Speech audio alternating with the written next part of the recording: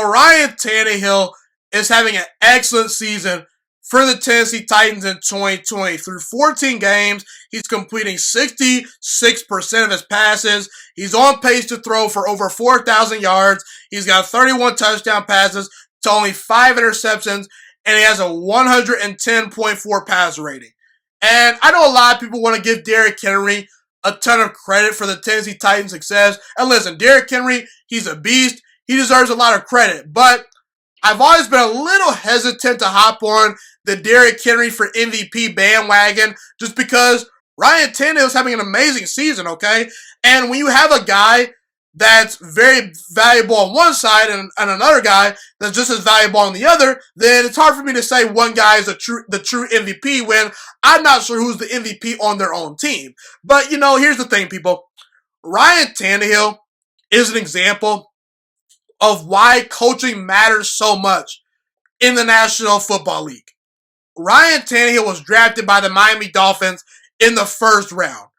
And he played for 6 years in Miami. And he was a losing quarterback in Miami. He had a losing record. He didn't have much success. And Ryan Tannehill was labeled a first-round bust by many people. By many NFL fans, he was labeled a bust. And he has to go to Tennessee to be the backup quarterback. He backs up Marcus Mariota. And the team is struggling with Marcus Mariota. They're 2-4. People are calling for Mike Vrabel's job. And Mike Vrabel makes the change to roll with Ryan Tannehill over Marcus Mariota, and Ryan Tannehill does not look back. He took advantage of having great weapons, of having a great offensive line, of having a great running game, something that Marcus Mariota did not do. Marcus Mariota constantly was holding the Tennessee Titans back. I said Mariota was a bust. He's no good. He's just not a starting quarterback anymore. He's really bad, and I was proven right, and Ryan Tannehill actually proved me wrong to a certain degree because I was kind of out on Ryan Tannehill. I did not expect Ryan Tannehill to take over and lead the Tennessee Titans to winning 70% of his games since taking over. Since Ryan Tannehill has taken over for the Tennessee Titans, they've gone 17-7. They've won 70% of their games. He's completed 68% of his throws. He's thrown for 53 touchdown passes to 11 interceptions. He's led them to the AFC title game.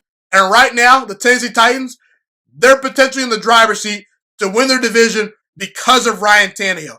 And a lot of people question the contract that Ryan Tannehill received in the offseason. I think Ryan Tannehill is living up to the contract that he received. And it's pretty clear, if you put good weapons around Ryan Tannehill and you give him protection, he can win you a division.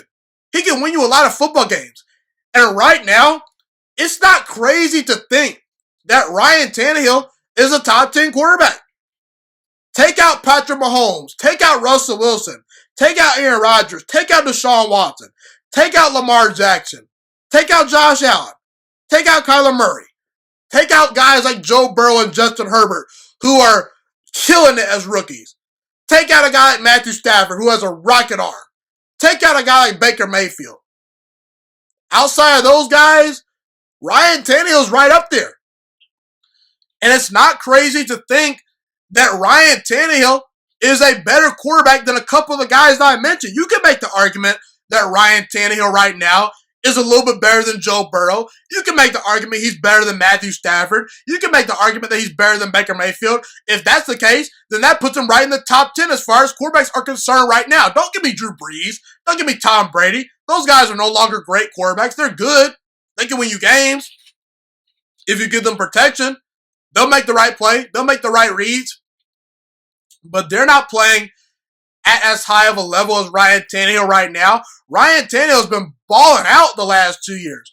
And I got to say, Ryan Tannehill deserves a lot of credit for working on his craft, for keeping his head down, for not continuing to listen to the media, to listen to the guys that wrote him off. He's worked his tail off, and he's totally turned his career around in Tennessee.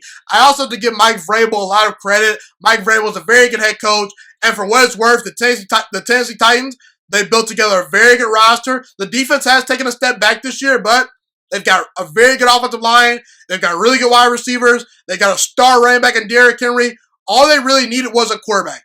And now Ryan Tannehill is their guy. And I believe the Tennessee Titans, as long as Ryan Tannehill is playing at a high level, they're going to win a lot of football games over the next 5 to 7 years. Ryan Tannehill, his best football is only ahead of him. And I'm a believer that Ryan Tannehill is a long-term franchise quarterback. He's playing at a high level. He throws a very good deep ball. He's capable of winning games. He's shown he can win in the playoffs. He got to the AFC title game last year. We'll see how far the Tennessee Titans go over time, as Ryan Tannehill probably is their future for the next 5 to 7 years. But I'm a believer in Ryan Tannehill. I'm very happy that Ryan Tannehill has turned his career around with the Tennessee Titans. Coaching matters, people. Coaching matters. Thank you so much for watching this video today. Please also note that the juiciest Sports Podcast is not just a YouTube channel. It is available on all podcasting platforms, including Spotify, Google Podcasts, iTunes, and Apple Podcasts. Also, if you enjoyed this video, be sure to like, comment, subscribe, and share this content with all your friends. This podcast is my favorite thing in the entire world right now. It is my passion. And I want more people to listen to this podcast. I really want this podcast to grow. Also, a fun fact about me is that I want to go into the sports broadcasting and media world once I graduate from the University of Toledo, a college in Northern Ohio.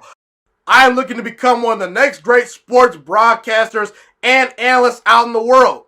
And I potentially would like to start my own network if this podcast really truly grows. Or if I fall short of that goal, I would love to work for a big time network like ESPN or Fox Sports 1. I am open to all networks. So if you believe in my dreams and you see or hear my passion through the screen, be sure to tell all your friends about the juiciest Sports Podcast. Stay motivated, you guys. Have a God bless day, and I'm out.